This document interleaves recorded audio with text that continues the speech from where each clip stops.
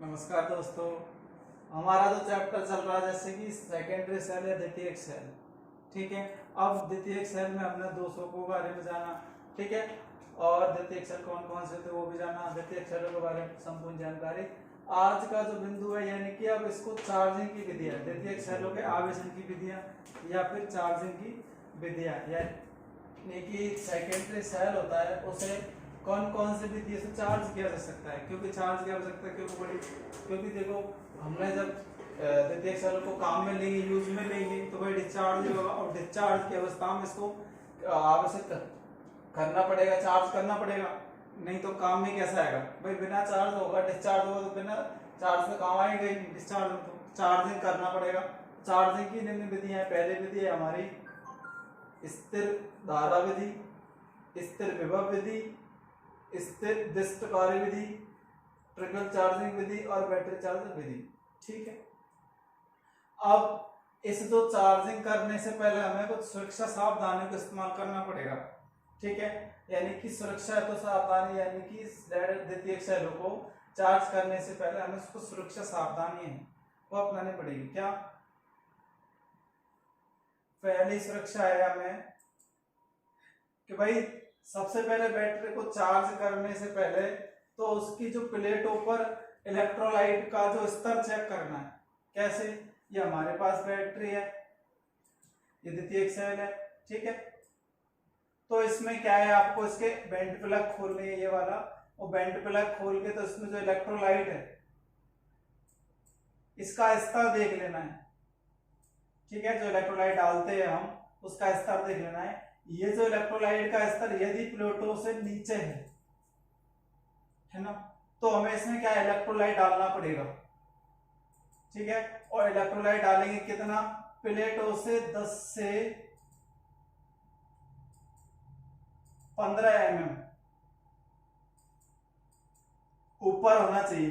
Plate है हमारी, ये जो प्लेट है, इन जो प्लेटों से 10 से 15 mm इलेक्ट्रोलाइट का स्तर ऊपर होना चाहिए। ठीक है, अब ये क्यों होना चाहिए, क्योंकि यदि प्लेट हमारी इतनी अगर उभरी हुए रह जाएंगी और इसमें इलेक्ट्रोलाइट नहीं होगा तो हमारे ऊपर की जो प्लेट है एक्रियाशील हो जाएंगी। ठीक है, इस वजह से प्लेटों को, यानी कहने का तात्पर्य मेरा, प्लेट हमेशा सापेक्ष यानी इलेक्ट्रोलाइट में हमेशा डूबी हुई रहनी चाहिए। ठीक है, पहला बिंदु तो यही रहा। दूसरा है, जब हम बैटरी सेल को चार्ज करते हैं तो इसके बेंट प्लग खोल देनी चाहिए। बेंट प्लग यानी कि अब स्टार्टिंग हमने पढ़ा था तो ये वाले इसमें बेंट प्लग लगे होते हैं, है ना। ये क्या कर देना चाहिए, खोल देना चाहिए, क्योंकि जब हम चार्जिंग करते हैं तो इसमें से क्या है, गैस निकलती है, ज्वलनशील गैस निकलती है, और ये जो गैस है क्या बाहर निकलनी चाहिए। ठीक है, यदि इसमें बेंट प्लग नहीं खोलेंगे तो बैटरी में आंतरिक दाब बढ़ने के कारण बैटरी ब्लास्ट हो सकती है, फूट सकती है, खराब हो सकती है। ठीक है, तो पहला मैंने बताया आपेक्षिक घनत्व प्लेटों से 10 से 15 mm ऊपर होना चाहिए।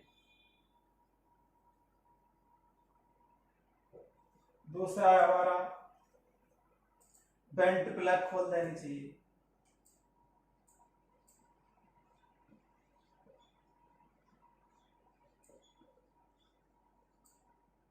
तीसरा जो हमारी सावधानी है, जब हम इसको चार्ज करते हैं, चार्ज करने से पहले हमें क्या करना चाहिए भाई, इसको खुला वातावरण होना चाहिए। ठीक है, यानी खुला वातावरण मतलब यह किसी बंद जगह में नहीं होनी चाहिए। ठीक है, यानी कि खुले एरिया में, और यदि कमरा में अगर चार्ज कर रहे हो या वर्कशॉप में चार्ज कर रहे हो तो उसके दरवाजे या खिड़की वगैरह खोल देने चाहिए, है ना, तो खुले स्थान पर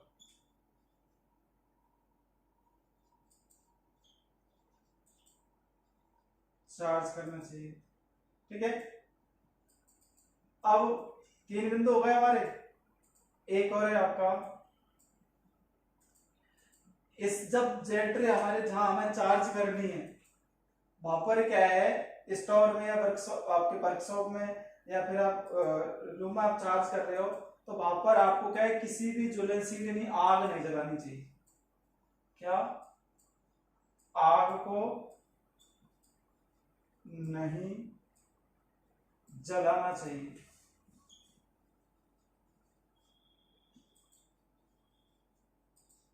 ये महत्वपूर्ण बिंदु है आपके। ये चारों जो मैंने बिंदु बताए इनमें से प्रत्येक बिंदु से क्वेश्चन बनता है और ये बहुत इंपॉर्टेंट है। ठीक है, तो ये हमें याद होना चाहिए, ये मोस्ट सावधानी है ये। ठीक है, और भी सावधानियां हैं तो वो तो आगे आ जाएगी, तो ये इंपॉर्टेंट है। ठीक है, आगे चलो मैं एक बिंदु बता देता हूं कि भाई जब इलेक्ट्रोलाइट डाला जाता है, भाई बैटरी में या सेल में इलेक्ट्रोलाइट डाला जाता है, तो ये क्रिया क्या कहलाती है? भाई किसी कारण से इसमें माना कि इलेक्ट्रोलाइट कम पड़ गया है ना, तो ये क्रिया क्या कहलाई? बहुत बार क्वेश्चन आया कि भाई बैटरी में इलेक्ट्रोलाइट डालना या जल डालते हैं, तो वो क्रिया क्या कहलाती है? वो कहलाती है टॉपिंग अप। इंपॉर्टेंट बिंदु है, टॉपिंग अप। ठीक है, क्या कहलाती है? बैटरी के या सेल में हम जब इलेक्ट्रोलाइट डालते हैं या जल डालते हैं, तो वो क्रिया क्या कहलाती है? वो कहलाती है क्या? Topping up. मैंने बिंदु पहले बताया, दुकानदार के द्वारा जब क्रिया कराई जाती है, चार्जिंग की जाती है, वो क्रिया क्या कहलाती है? फॉर्मिंग। ये दोनों बिंदु हमें कंफ्यूज नहीं होना, अच्छे से पढ़ना है। ठीक है, तो ये सावधानी होगी। अब हम स्थिर करंट यानी स्थिर करंट विधि में देखते हैं। भाई स्थिर करंट विधि